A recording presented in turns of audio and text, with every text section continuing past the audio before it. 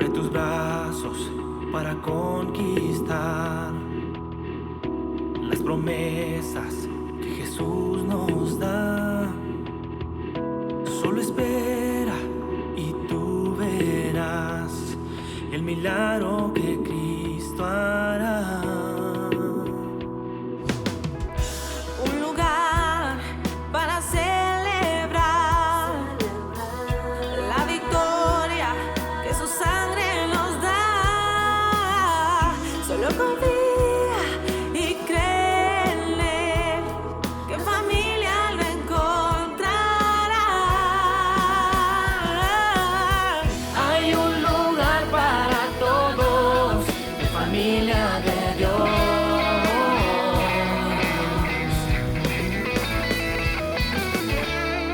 En familia de Dios.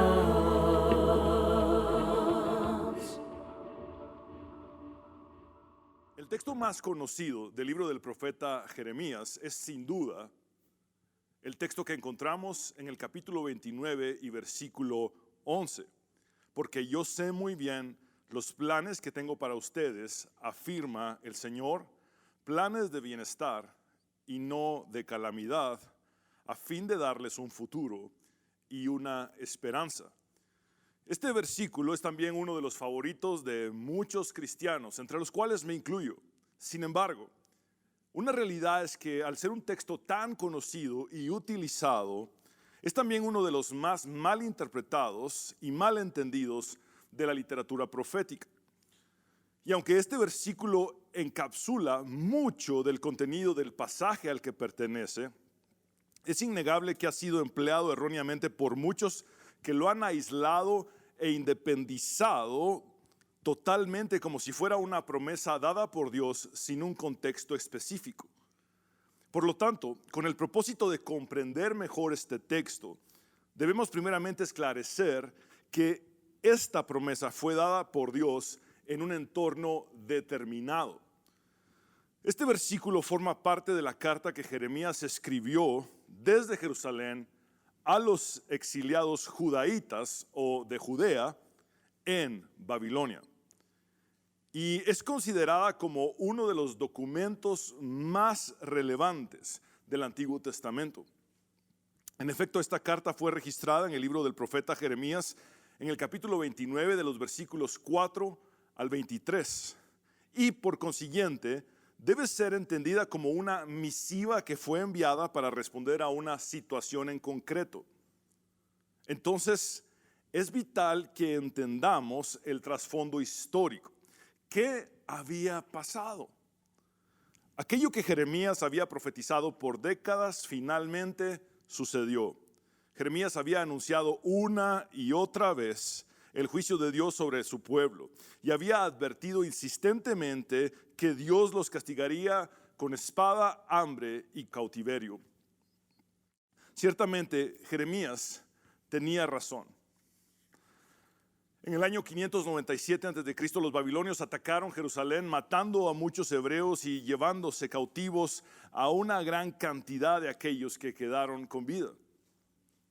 El joven rey Jeconías, también llamado Joaquín, entregó la ciudad de Jerusalén al rey babilonio Nabucodonosor.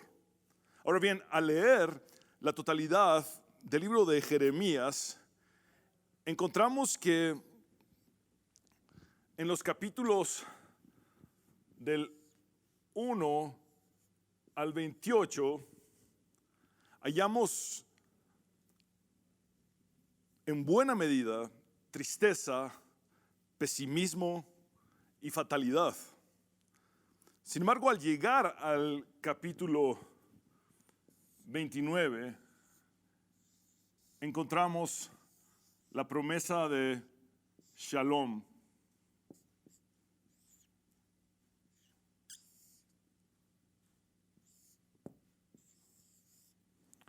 Y esa promesa de Shalom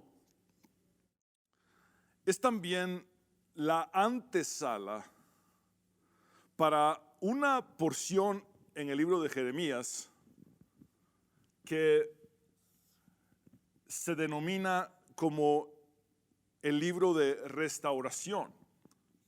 Y eso va de los capítulos del 30 al 33. Entonces, es importante acercarnos a la palabra de Dios responsablemente y notar entonces que dentro del libro de Jeremías encontramos diferentes documentos y secciones. Por ejemplo, en el capítulo 29 tenemos un cúmulo de varias cartas, siendo la más importante la que estudiaremos hoy, la carta de Jeremías a los exiliados en Babilonia. Pero luego de estas cartas encontramos dentro del libro de Jeremías el libro de restauración, que va de los capítulos 30 al 33, el cual contiene varias de las promesas más maravillosas que nos ofrece la palabra del Señor. Entre estas encontramos textos como Jeremías 33, que dice: porque vienen días, afirma el Señor, cuando yo haré volver del cautiverio a mi pueblo Israel y Judá, y los traeré a la tierra que di a sus antepasados, y la poseerán, afirma el Señor. Jeremías 31:3, hace ya mucho tiempo el Señor se hizo presente y me dijo: yo te amo con amor eterno, por eso te he prolongado mi misericordia. Jeremías 31:13, entonces las doncellas danzarán con alegría, lo mismo que los jóvenes y los ancianos. Yo los consolaré y cambiaré sus lágrimas en gozo y su dolor en alegría. Jeremías 31:31, vienen días en que haré un nuevo pacto con la casa de Israel y con la casa de Judá, palabra del Señor. Jeremías 32:39, yo les daré un solo corazón y un solo camino para que me teman perpetuamente, para bien de ellos y de sus hijos. Jeremías 33:8, los limpiaré de toda la maldad que los llevó a pecar contra mí y les perdonaré todos los pecados que cometieron contra mí y también sus rebeldías. Noten cómo en el corazón de la liberación y restauración que Jeremías profetizó se encuentran la venida del rey mesiánico y el establecimiento de un nuevo pacto. Es decir, todo esto fue cumplido en Jesucristo, aquel que traería el verdadero shalom de Dios a nosotros. Entonces es importante comprender que este capítulo 29 que estamos estudiando hoy, y precisamente esta carta, que es la más importante que Jeremías escribió, es una transición que va del juicio a la esperanza. Por eso el Señor dice: tengo planes para ustedes, para darles un futuro y una esperanza, planes de shalom. Por cierto, Jesús es quien dijo: la paz les dejo, mi paz les doy. Yo no la doy como el mundo la da. No dejen que su corazón se turbe y tenga miedo. Hoy nos acercaremos entonces a esta carta de Jeremías a los judaítas cautivos o exiliados en Babilonia. Y Jeremías escribió esta carta en Jerusalén, a unos 1300 kilómetros de distancia de Babilonia, lo cual implicaba un viaje de entre 8 a 10 días. La carta fue transportada y entregada por una delegación que el rey de Judá en ese momento, Sedequías, envió al rey Nabucodonosor. Jeremías aprovechó que en esa delegación iban dos hombres de su confianza, Elasá y Gemarías, y les pidió que entregaran la carta a los exiliados. Asimismo, debido a que el contenido de la carta es de 20 versículos, necesitamos estudiarla en por lo menos un par de ocasiones. Es decir, hoy miraremos una porción y la próxima semana el resto. Nuestra finalidad al estudiar esta carta es construir un puente entre la situación que los exiliados en Babilonia estaban atravesando y nuestra situación en el presente, para entender que Dios nos llama a confiar en su plan aunque no lo entendamos. Te lo repito, Dios nos llama a confiar en su plan aunque no lo entendamos. Por eso el título de este mensaje es Confiar sin entender. Por favor, repite conmigo en tu casa: confiar sin entender.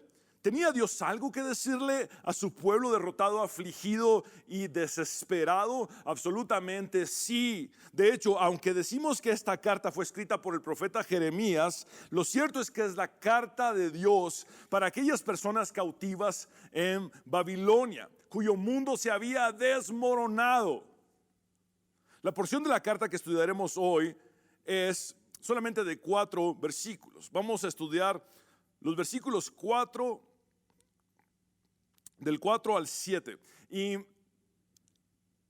dice así la palabra del Señor en el nombre del Padre, del Hijo y del Espíritu Santo.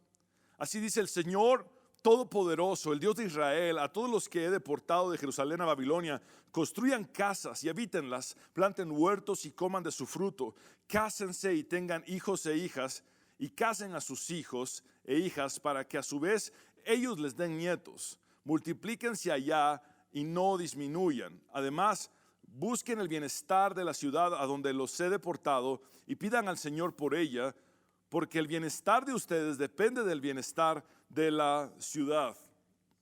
Y este es el punto número 1.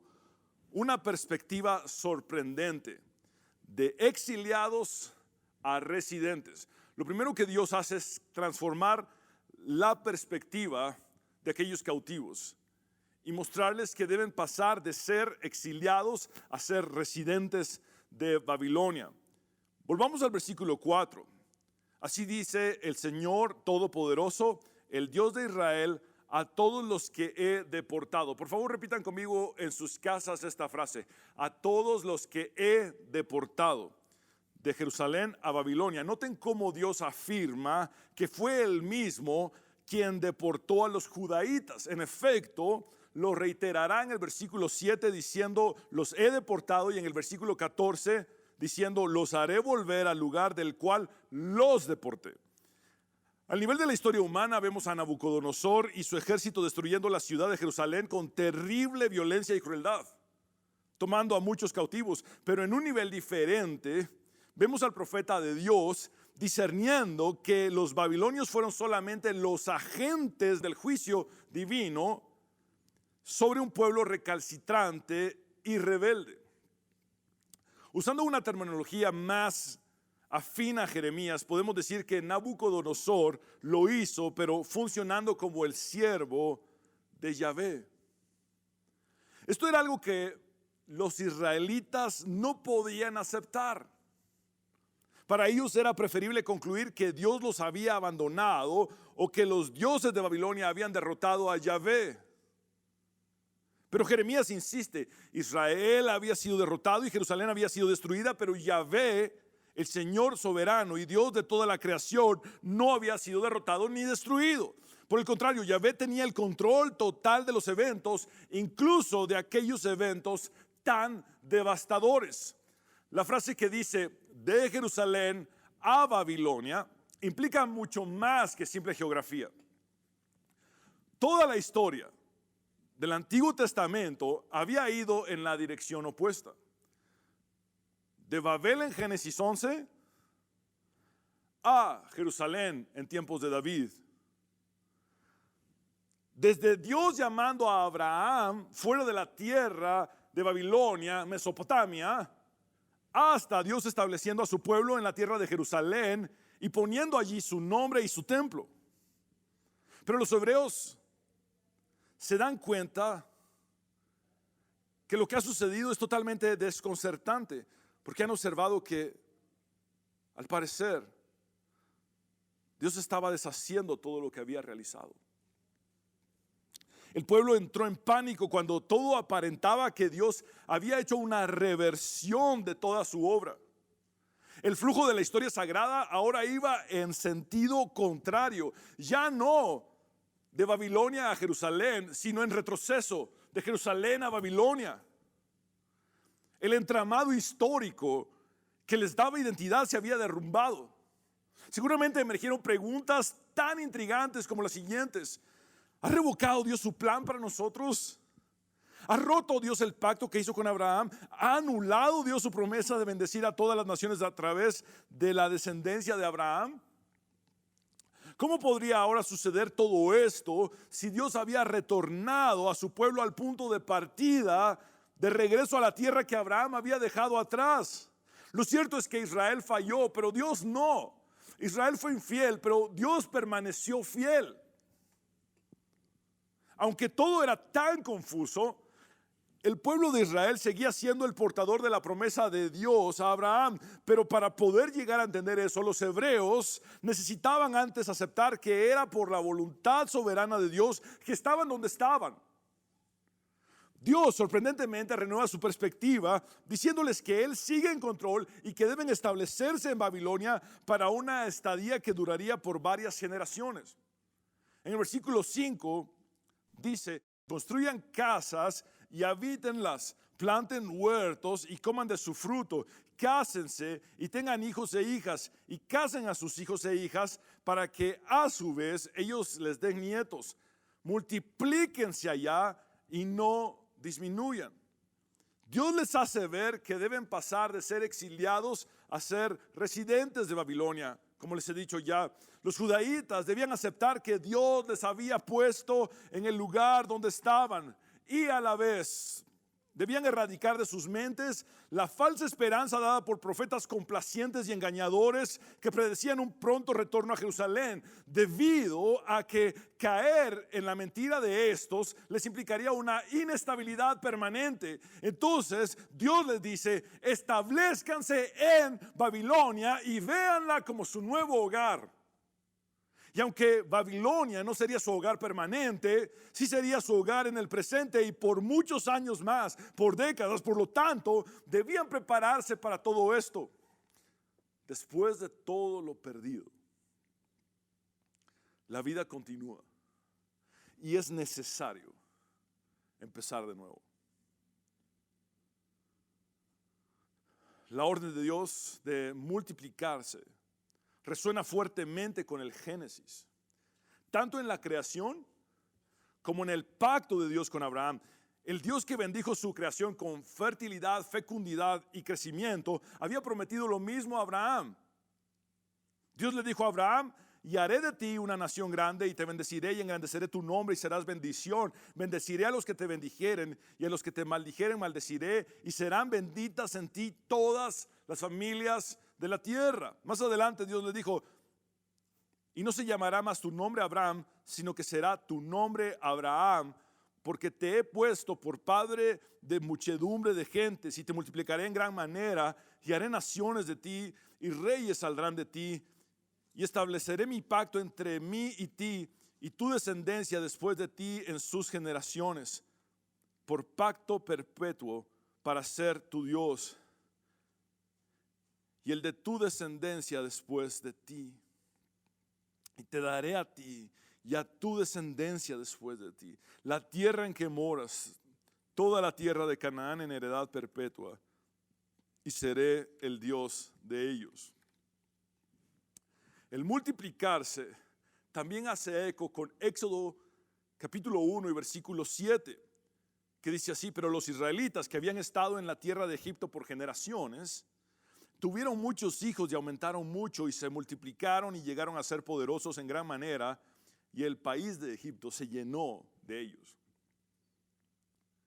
Esto, en el contexto de Babilonia, tiene la implicación de que si su pueblo se multiplicaba, aún después de la mortandad sufrida, incluso en una tierra extranjera, Dios los liberaría en un nuevo éxodo.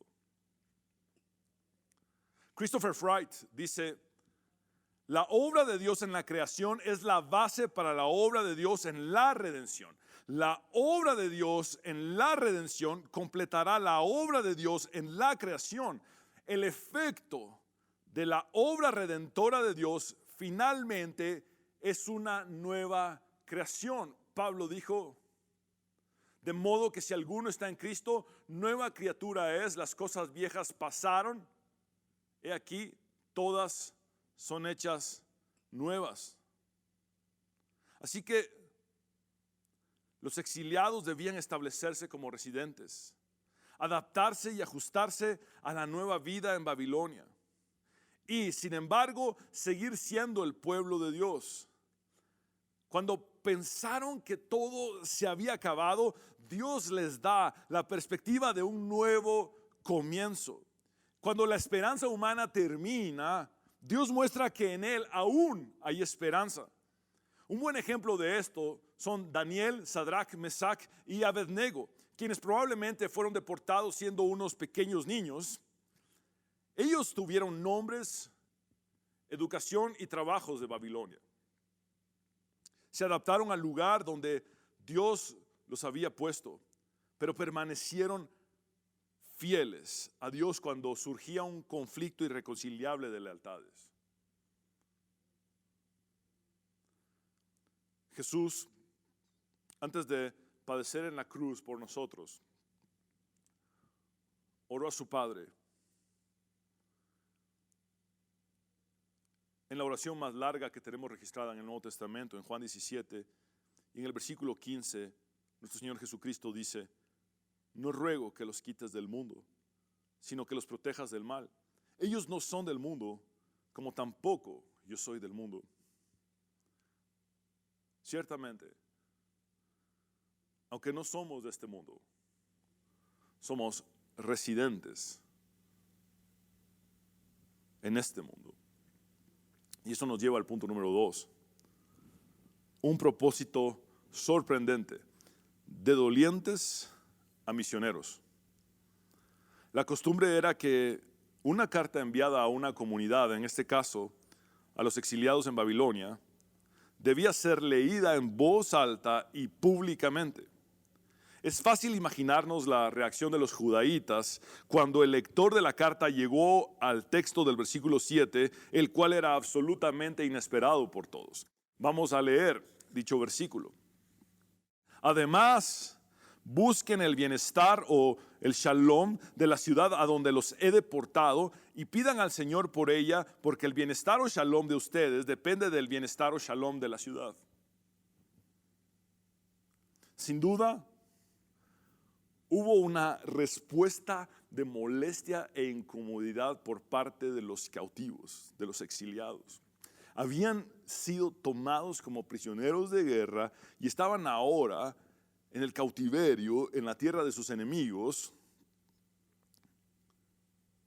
y por lo tanto seguramente protestaron y quizás hasta argumentaron que la carta de Jeremías había sido alterada o manipulada por los mismos babilonios. Ciertamente ellos habrán expresado algo como lo siguiente: nosotros sabemos por cuál ciudad debemos orar, y no es Babilonia, sino Jerusalén. David lo escribió cuando dijo: pidamos por la paz de Jerusalén y porque prosperen los que te aman. Nosotros también sabemos lo que queremos para Babilonia, y ciertamente no es shalom o paz integral. El Salmo 137 muestra lo que los judíos realmente sentían cuando llegaron a Babilonia como cautivos. Ellos tenían sed de venganza contra sus enemigos. Veamos los versículos 8 y 9 del Salmo 137. También tú, Babilonia, serás arrasada. Dichoso el que te dé tu merecido por todo el mal que nos hiciste. Dichoso el que agarre a tus niños y los estrelle contra las rocas. Y esto es lo que deseaban, porque era lo que los babilonios habían hecho con varios niños hebreos. Y ahora el profeta Jeremías les envía una carta en la que les dice que busquen el bienestar, el shalom de Babilonia y oren por ella. Esto debe haberles parecido un insulto a su situación y les habrá resultado en aquel momento como algo imposible de hacer, tanto teológica como emocional y políticamente. Y no debemos culparles, ya que este es el único versículo en todo el Antiguo Testamento en el que explícitamente se le pide al pueblo de Dios que ore por sus enemigos y busque su bienestar o shalom.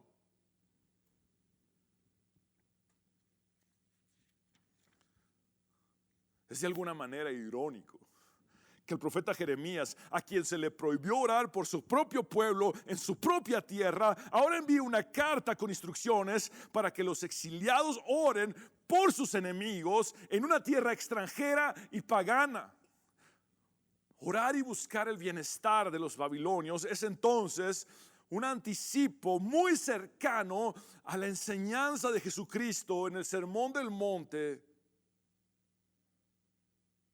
donde Él dice: ustedes han oído que fue dicho, amarás a tu prójimo y odiarás a tu enemigo. Pero yo les digo, amen a sus enemigos, bendigan a los que los maldicen, hagan bien a los que los odian y oren por quienes los persiguen. Volviendo a los tiempos de Jeremías, para los judaítas, esta era la misión abrahámica. Debían ser modelo y medio de bendición para las naciones, incluyendo a Babilonia. Esta responsabilidad fue la que les hizo pasar de dolientes a misioneros. En lugar de aislarse, desapegarse y volverse pasivos, los hebreos debían mostrar activamente la gracia de Dios a aquella ciudad pagana. De la misma manera, los cristianos debemos ser instrumentos de paz o shalom en medio de una cultura secular posmoderna. Vivimos en esta tierra, aunque la Biblia dice claramente que somos ciudadanos del cielo. Esta tierra es solo el lugar de nuestro exilio. Sin embargo, es también el lugar de la misión que Dios nos ha encomendado. Por eso quiero dedicar esta predicación a todos los cristianos que quizá por el dolor que sienten abandonaron la misión o se debilitaron en el cumplimiento de la misma. Y recordemos que Dios, al igual que lo hizo con aquellos exiliados en Babilonia, quiere transformarnos y llevarnos de ser dolientes a ser misioneros. Dios quiere transformar tu pérdida en un propósito de vivir.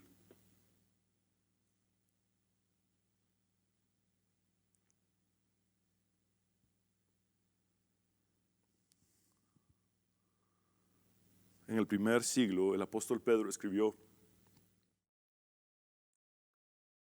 queridos amigos, ya que son extranjeros y residentes temporales, se refiere a este mundo,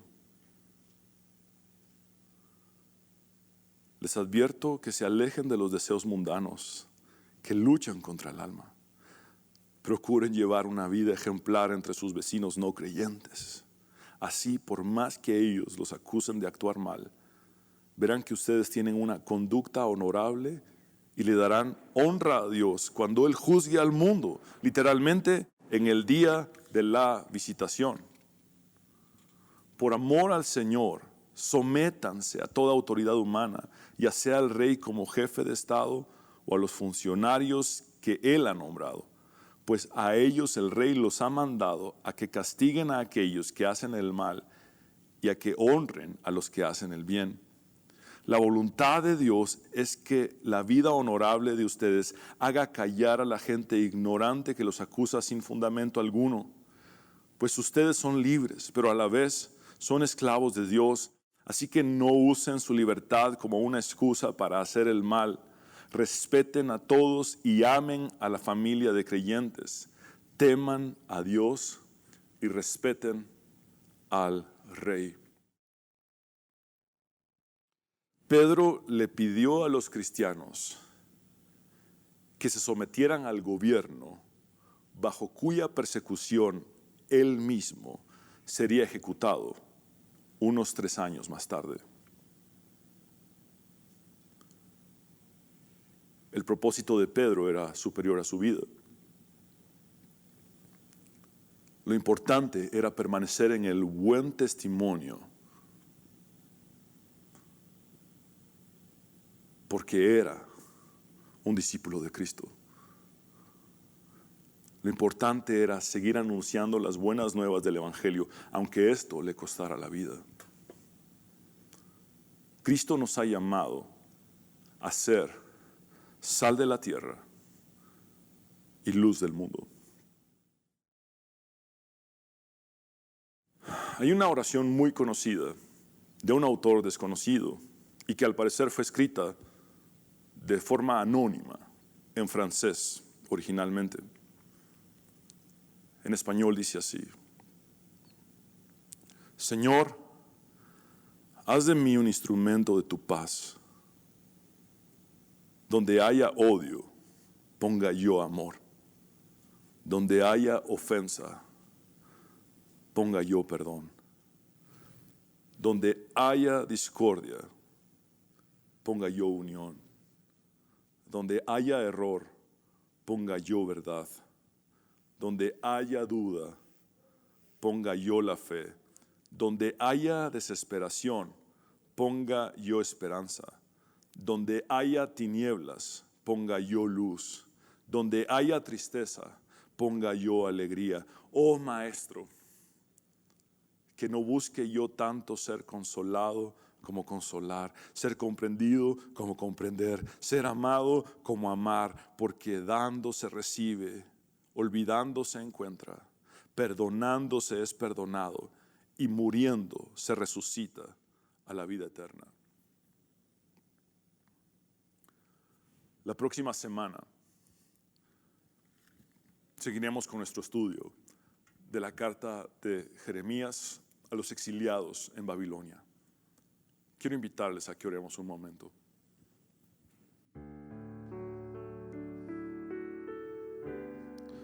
Amado Dios, venimos delante de ti,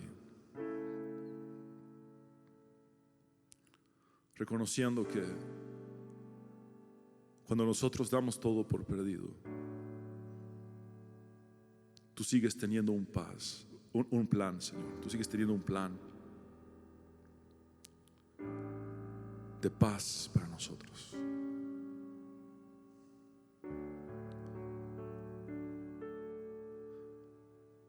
Un plan de bien y no de mal, para darnos un futuro y una esperanza. Por eso hoy reconocemos que tú puedes transformar nuestra perspectiva y también darnos un propósito sorprendente. Nos rendimos a ti y te pedimos que podamos ser instrumentos de tu shalom, instrumentos de tu paz, en la ciudad donde tú nos has puesto, en el lugar donde tú nos has puesto. Es por tu espíritu, tu sangre y tu amor.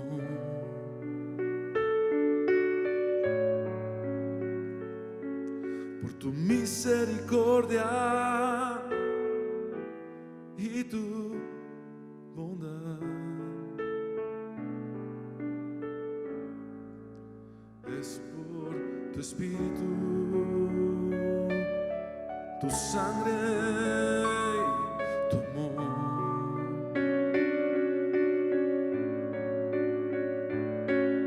Por tu misericordia y tu bondad.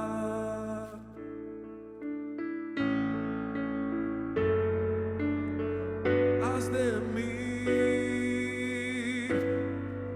lo que tengas que hacer.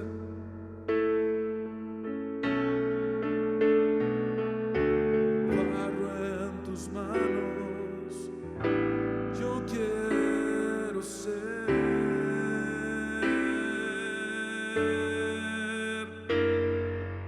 Y abro a ti mi corazón.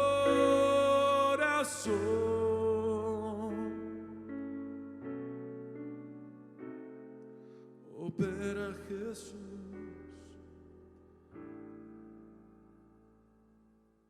con tu espíritu.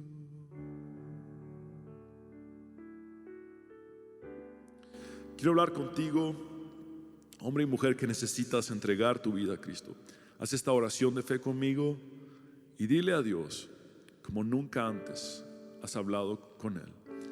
Une tu corazón con tus labios, como le enseña el apóstol Pablo en Romanos capítulo 10, y dile: Señor Jesús, creo en ti, reconozco que soy pecador, pero también sé que tú moriste en la cruz para perdonar mis pecados y limpiarme de toda mi maldad.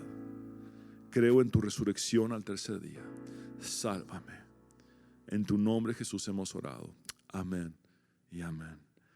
Pecador, ven a Cristo Jesús, y feliz para siempre serás.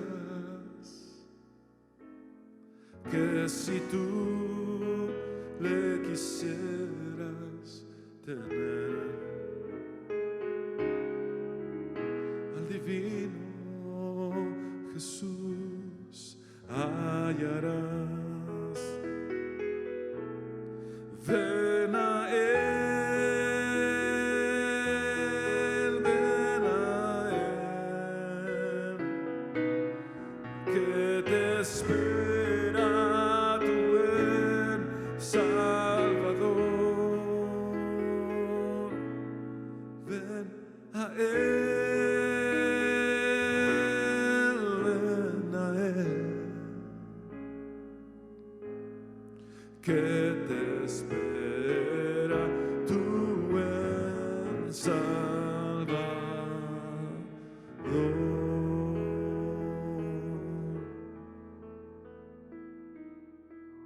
Abre tus brazos para conquistar las promesas que Jesús nos da. Solo espera y tú verás el milagro que